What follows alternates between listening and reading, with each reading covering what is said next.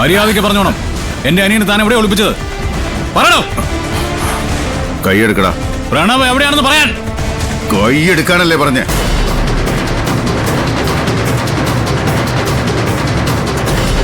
വെറുതെ മുട്ടാൻ വരില്ലേ ഗൗതം? ദേ, നിന്നേക്കാൾ ഒട്ടും പിന്നിലല്ല ഞാനും. ഓഹോ,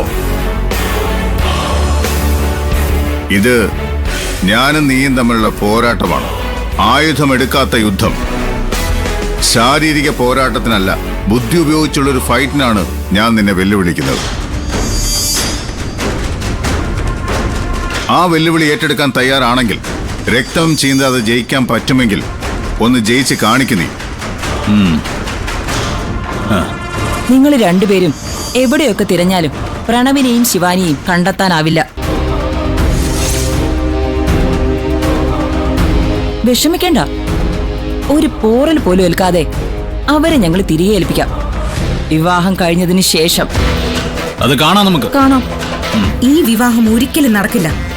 നടത്തില്ല ഞങ്ങള്. ഗൗതം, വാ, നമുക്ക് പോവാം. നിക്ക്. ഒരാള് വരന് വേണ്ടപ്പെട്ടതാണ്.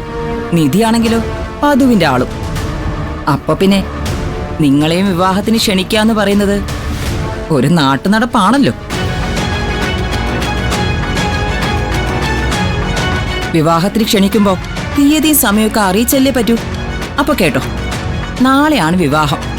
നാളെ രാവിലെ 8:30 കഴിഞ്ഞ് 9:40 ശുഭമുഹൂർത്തത്തിൽ ശിവാനിയുടെ കഴുത്തിൽ പ്രണവ് മിന്നുകെട്ടും. ആ, പിന്നൊരു കാര്യം, ദയവ് ചെയ്ത് നിങ്ങൾ രണ്ടുപേരും കുടുംബസമേതം ആ പരിസരത്ത് പോലും വന്നേക്കരുത്. കേട്ടല്ലോ?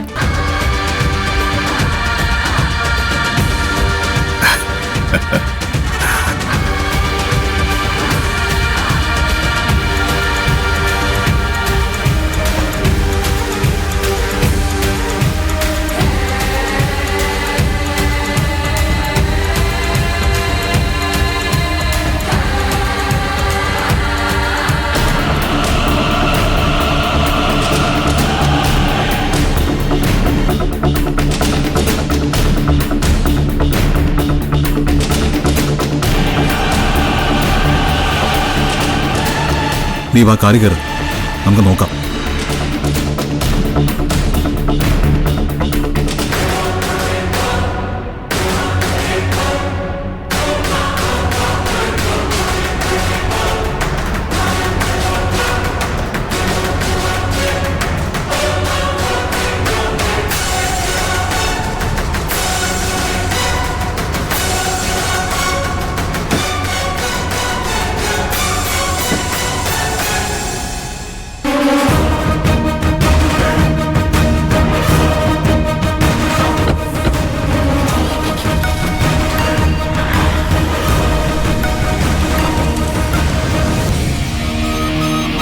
പ്രണവ്, ഇറങ്ങിപ്പോരെ, അവര് പോയി.